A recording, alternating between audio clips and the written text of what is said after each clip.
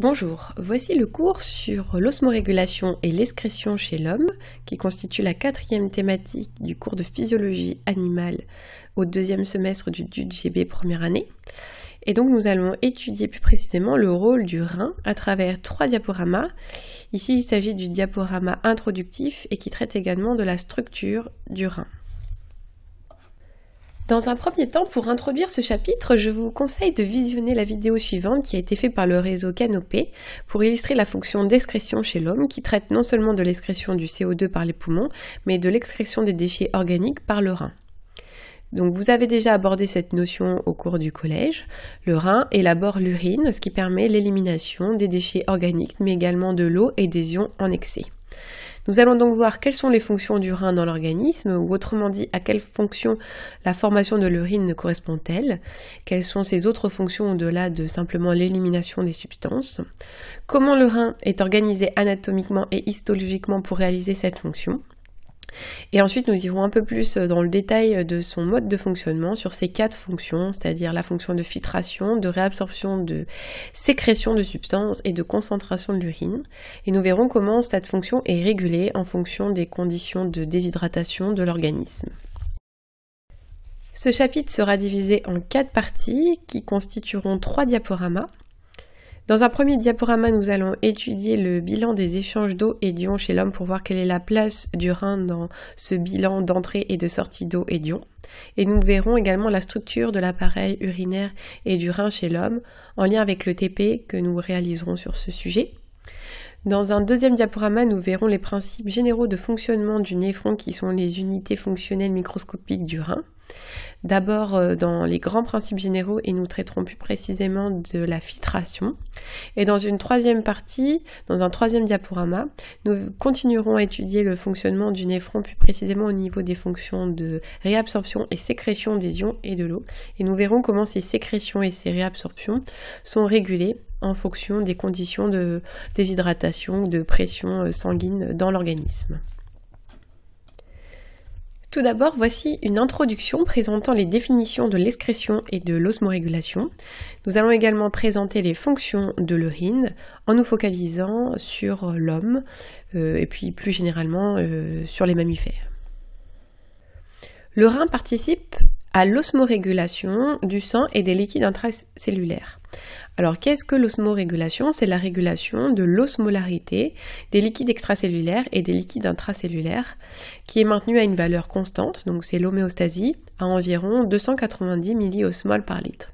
Donc nous avons déjà défini ce qu'est l'osmolarité lors du premier chapitre de physiologie animale sur le milieu antérieur, donc je vous renvoie à ce chapitre et je vous rappelle que ça représente donc l'ensemble des particules qui sont dissoutes en solution dans un milieu qui vont contrôler les mouvements d'osmose, puisque l'eau se déplacera du milieu où l'osmolarité est la plus faible vers le milieu où l'osmolarité est la plus forte. Donc réguler l'osmolarité, c'est très important pour garantir finalement un équilibre des flux d'eau entre les liquides extracellulaires et les liquides intracellulaires à l'intérieur de l'organisme.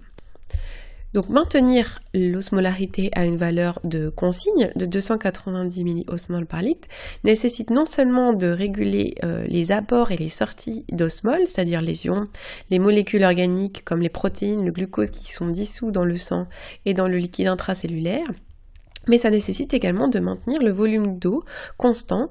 Donc c'est ce qu'on appelle la volémie. Donc la volémie, c'est le volume d'eau qui circule à l'intérieur du sang ou à l'intérieur de la lymphe interstitielle. On parle également d'excrétion pour parler du processus par lequel les animaux éliminent différents composés qui sont situés dans le sang ou dans le liquide interstitiel. Donc, si on prend un schéma général du fonctionnement d'un organisme animal, donc hétérotrophe, l'apport se fait par de nourriture, donc se fait par l'alimentation. Les aliments vont servir à produire des molécules organiques et de l'énergie grâce au métabolisme, mais une partie des composés ne vont pas être utilisés directement ou ne sont pas utilisables. Par exemple, il y a certaines substances qui sont inertes pour le fonctionnement de l'organisme.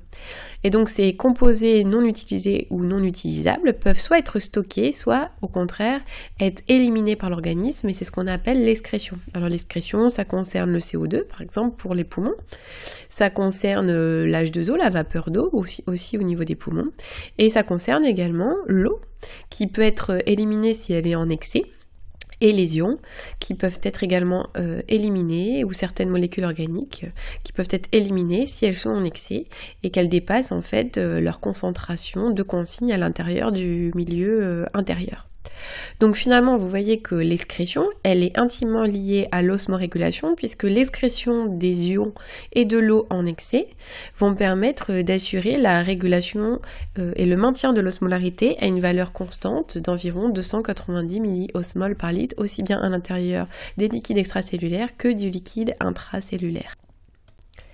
Quelles sont donc les fonctions du rein suite au rappel de ces définitions ? Le rein va donc participer à la formation de l'urine, et cette formation de l'urine va permettre l'osmorégulation en éliminant l'eau et les ions qui sont en excès. Le rein peut notamment éliminer des ions, notamment les ions H+, et hydrogénocarbonate, qui sont des acides et des bases, et donc cela va participer également au maintien du pH relativement neutre du sang, donc à l'équilibre acido-basique du milieu extracellulaire.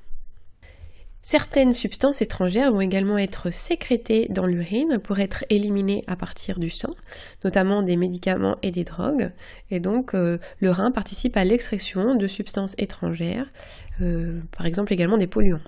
Certaines substances comme l'urée sont également éliminées par l'urine. L'urée, c'est un déchet organique qui provient de la dégradation des protéines qui est riche en azote, et donc on parle d'excrétion azotée pour parler de ce processus d'élimination des déchets des protéines. Et donc le rein peut également participer à l'élimination d'autres déchets, notamment par exemple des colorants. Les colorants de la betterave par exemple se retrouvent dans l'urine après un repas riche en betterave. Donc, le rein régule la composition du sang, et ceci se répercute sur la composition des autres liquides extracellulaires, notamment la lymphe qui est en circuit avec le sang, mais cela se répercute également sur les liquides intracellulaires, puisqu'il y a des échanges d'eau et d'ions en permanence entre la cellule et son milieu extracellulaire. Alors avant de partir sur la structure du rein et l'organisation histologique, notamment en néphron, je voudrais revenir sur le bilan des échanges d'eau et d'ions chez l'homme et la place en fait de l'élimination rénale dans ces bilans d'échanges d'eau et d'ions.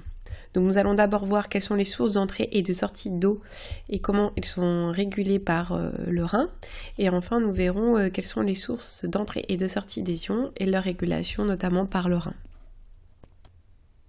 Voici un petit bilan des entrées et des sorties d'eau quotidiennes chez un homme adulte. Donc le bilan doit normalement être équilibré pour que le volume d'eau soit maintenu constant. Donc si l'on regarde, les apports d'eau se font par l'eau de boisson. Donc on estime sur les 2,5 litres d'eau qui rentrent par jour, 1,2 litre proviennent de l'eau de boisson, des différentes boissons. Ensuite, il y a de l'eau qui est présente dans les aliments. Bon, ça dépend du type d'aliment, mais par exemple dans les concombres, on a de l'eau. Donc on estime qu'on boit à peu près 1 litre d'eau en mangeant. Et ensuite, une partie de l'eau provient de l'eau métabolique. L'eau métabolique, c'est de l'eau qui se forme lors de la respiration cellulaire. Donc l'équation de la respiration cellulaire, bilan, c'est que par exemple du glucose plus de l'oxygène forme un déchet, le CO2, et de l'eau. Et cette eau, elle peut partir sous forme de vapeur, mais elle peut aussi rester sous forme de liquide et constituer de l'eau qui sert de solvant pour le sang, la lymphe interstitielle et les liquides intracellulaires. Alors cette eau métabolique, pour nous, ça représente une faible part, ça représente que 0,35 litres sur ces 2,5 litres, mais il faut savoir que certains animaux du désert, par exemple, qui ne peuvent pas boire d'eau puisqu'il y a une sécheresse, utilisent essentiellement l'eau métabolique comme entrée d'eau, et certains, en fait, n'ont presque pas besoin de boire, et uniquement trouvent l'eau par cette eau métabolique et l'alimentation, notamment les rats kangourous. Alors, l'eau rentre, mais l'eau sort également. Donc il y a plusieurs types de sorties d'eau. Donc déjà, nous allons transpirer, donc ça c'est la sudation, mais ça représente une faible part en fait de la perte d'eau. On estime qu'on perd à peu près 0,05 litres d'eau par jour. Ensuite, il y a une perte d'eau finalement majoritaire par l'urine, puisqu'il va falloir éliminer des déchets, et cette élimination des déchets ne peut se faire que dans une solution d'eau. On n'élimine pas des déchets à sec, contrairement par exemple aux oiseaux avec le guano. Donc on perd nécessairement de l'eau pour éliminer ces déchets. On a une perte également d'eau par évaporation au niveau des poumons et par la peau. Lorsque vous allez rejeter de l'air chaud, en fait c'est de l'air qui est chargé en vapeur d'eau, donc on a une perte d'eau à ce niveau-là. Ça représente près d'1 litre par jour perdu par la peau et les poumons. Et puis on va également avoir des sécrétions dans le tube digestif, des sécrétions d'enzymes qui sont diluées dans l'eau et qui vont partir avec les selles. Donc tout ça induit donc une perte d'eau qu'on estime d'environ 2,55 litres. Donc finalement il y a autant d'eau qui rentre que d'eau qui sort. Mais finalement il y a des sorties d'eau qu'on ne peut pas réguler. Par exemple, la sudation, l'évaporation au niveau de la peau et des poumons et les sécrétions du tube digestif ne sont pas régulables. Donc la variable d'ajustement, ça va être le volume qui va être éliminé par le rein.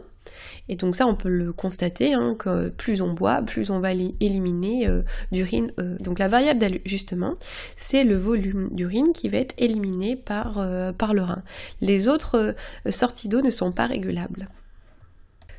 Donc le rein va permettre en permanence d'ajuster les entrées et les sorties d'eau. Lorsque les entrées sont à 2,5 litres, les sorties s'ajusteront pour qu'il y ait autant d'eau qui soit éliminée, c'est-à-dire 2,5 litres d'eau qui soit éliminée.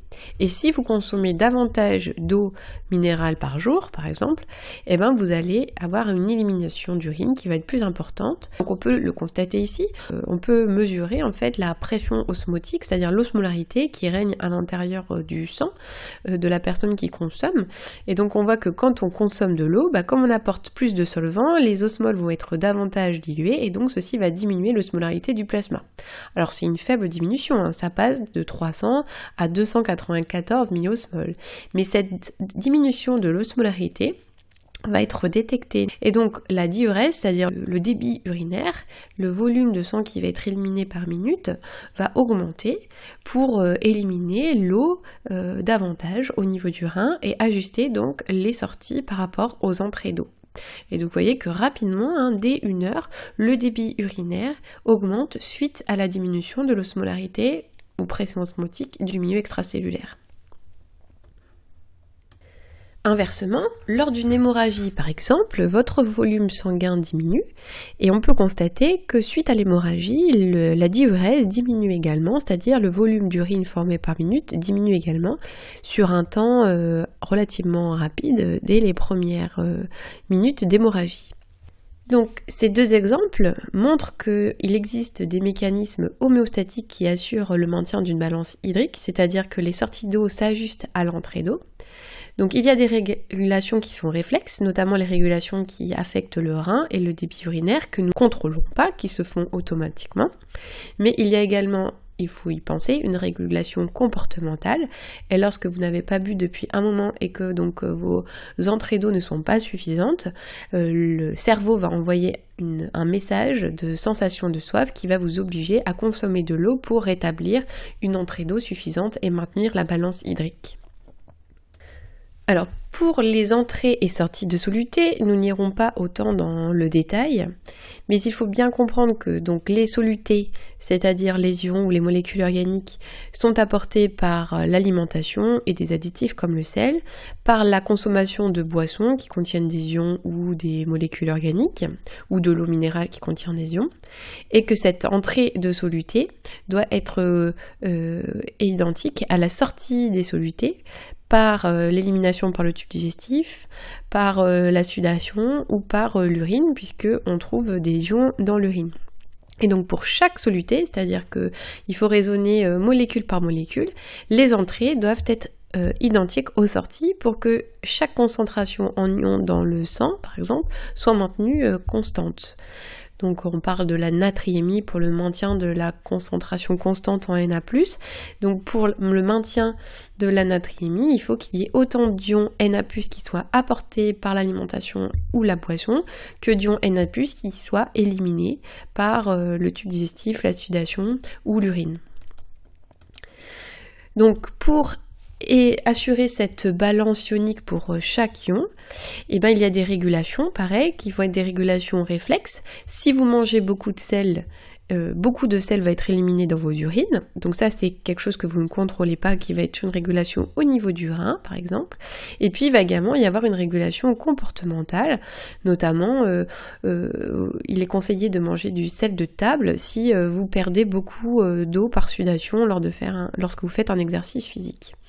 Mais l'on voit donc à travers l'exemple de la régulation de la balance hydrique et de la balance ionique que le rein est essentiel dans la régulation réflexe de la concentration en ions et de la volémie du sang. Donc c'est ce que nous allons plus particulièrement étudier. Nous ne parlerons pas des régulations comportementales. Dans cette deuxième partie du diaporama, nous allons étudier la structure de l'appareil urinaire et plus précisément celle du rein et des néphrons qui composent le rein à l'échelle microscopique. Je vous renvoie à votre TP6 d'anatomie et d'histologie du rein sur la thématique. L'appareil urinaire des mammifères et de l'homme est formé de 2 reins qui filtrent le sang. Pour cela, ils doivent être irrigués par des artères rénales qui apportent du sang non filtré. Le sang est filtré par les 2 reins qui élaborent l'urine. Le sang filtré ressort par la veine rénale qui se jettera dans la veine cave et l'urine est éliminée du rein par un conduit que l'on appelle l'ureter. Alors l'ureter, c'est un conduit, il y en a 2 en fait de chaque côté, un qui part du rein droit et l'autre qui part du rein gauche, qui arrive dans la vessie où l'urine va être stockée avant son élimination lors de la miction par un dernier conduit qui s'appelle l'urètre, qui est donc indépendant des voies génitales chez la femme et qui est dans le pénis chez le mâle. Pour bien comprendre ce qui se passe lors de la filtration du sang par le rein, donc si on prend en compte le sang qui arrive dans l'artère rénale, il est formé de cellules, d'eau, de sucre, d'ions, d'urée, de créatinine. Le sang passe dans le rein. Une partie du volume de sang va être transformée en urine primitive qui formera ensuite l'urine définitive. Donc on estime que sur le volume total de sang qui arrive par l'artère rénale, environ 10% est transformé en urine primitive.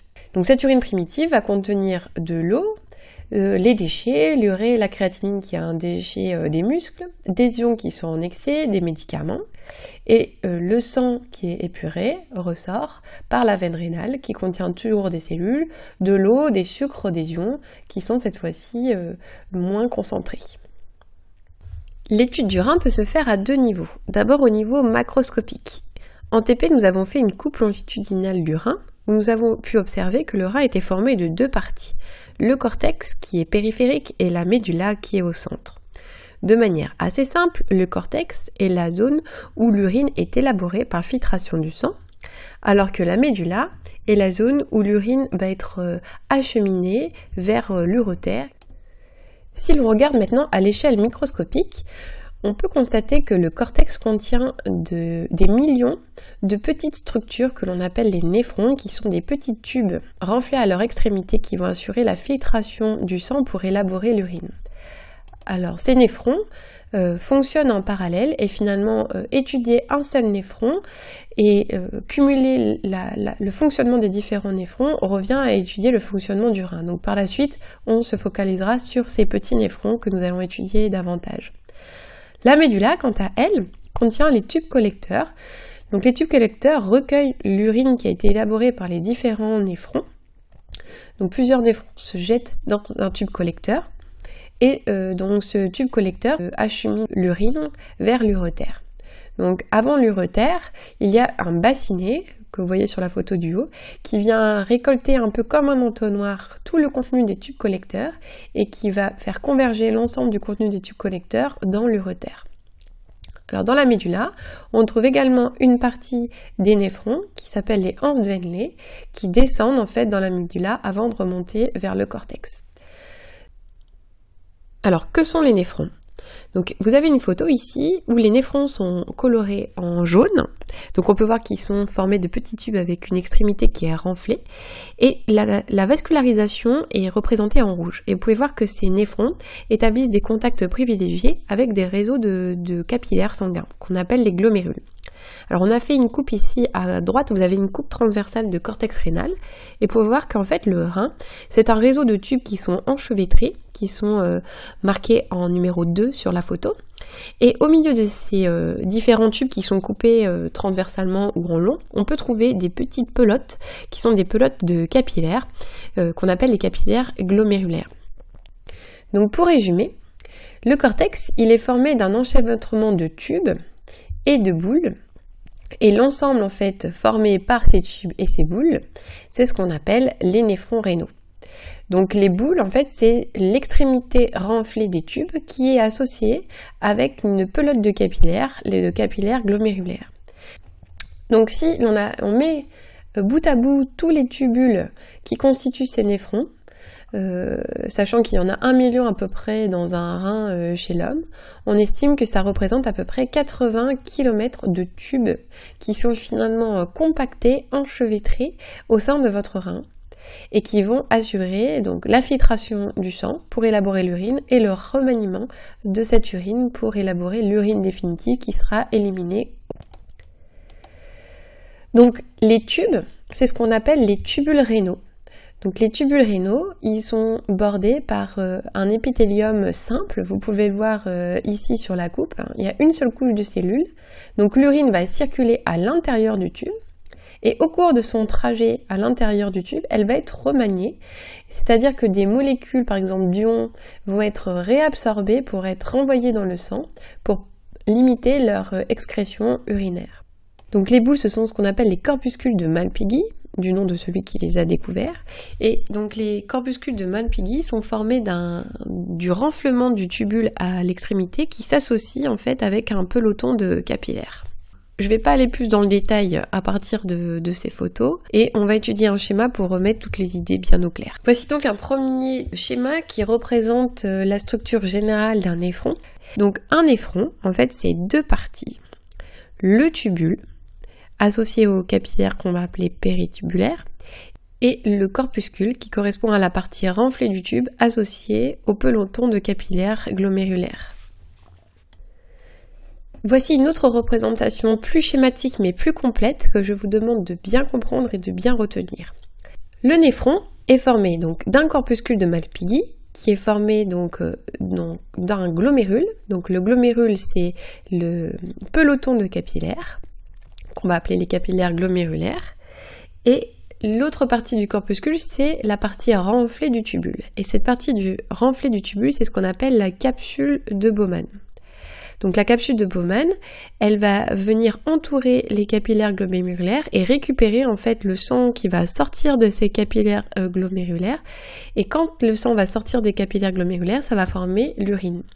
Donc la capsule de Bowman, c'est ce qui recueille l'urine qui provient donc de la filtration du sang. Donc la filtration, elle va se passer au niveau de ce corpuscule.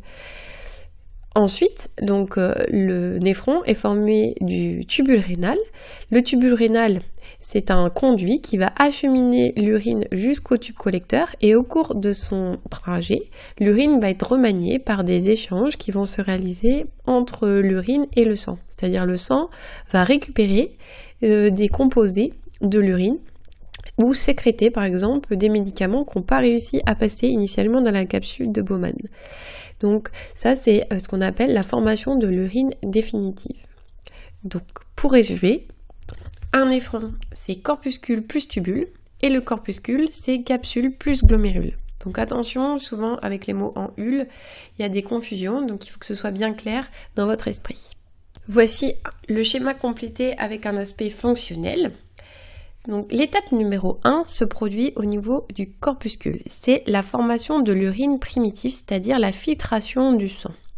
Le sang est localisé à l'intérieur des capillaires glomérulaires et sort, donc il traverse la paroi des capillaires et traverse la paroi de la capsule pour rentrer à l'intérieur de la capsule de Bowman. L'urine qui est formée est appelée l'urine primitive, c'est-à-dire c'est l'urine primaire qui est formée par filtration simple du sang à travers la passoire qui est formée par la paroi des capillaires et la paroi de la capsule.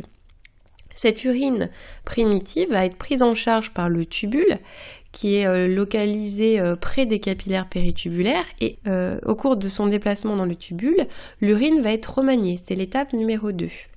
Donc par des échanges entre l'urine primitive qui se transforme peu à peu et le sang qui est localisé dans les capillaires péritubulaires.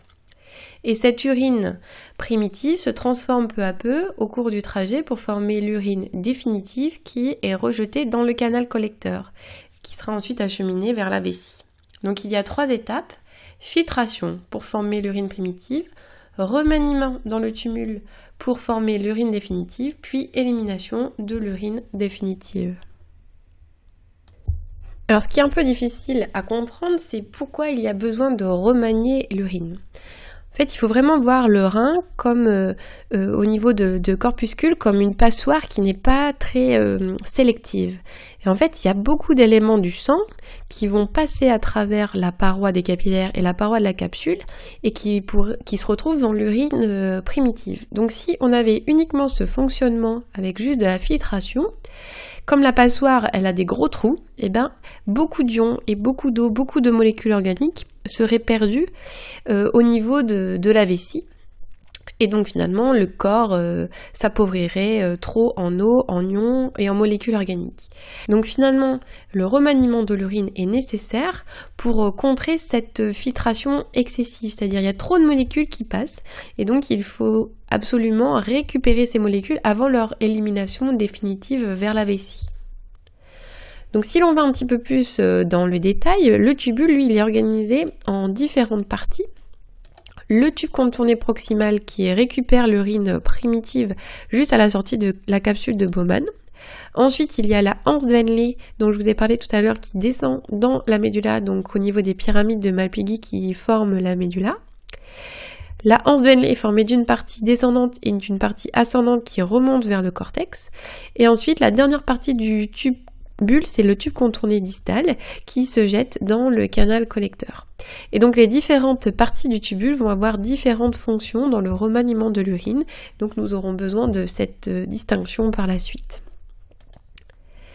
Donc toute cette partie du tubule est en contact avec des capillaires que l'on appelle les capillaires péritubulaires ou vasa recta, mais on n'ira pas plus dans le détail.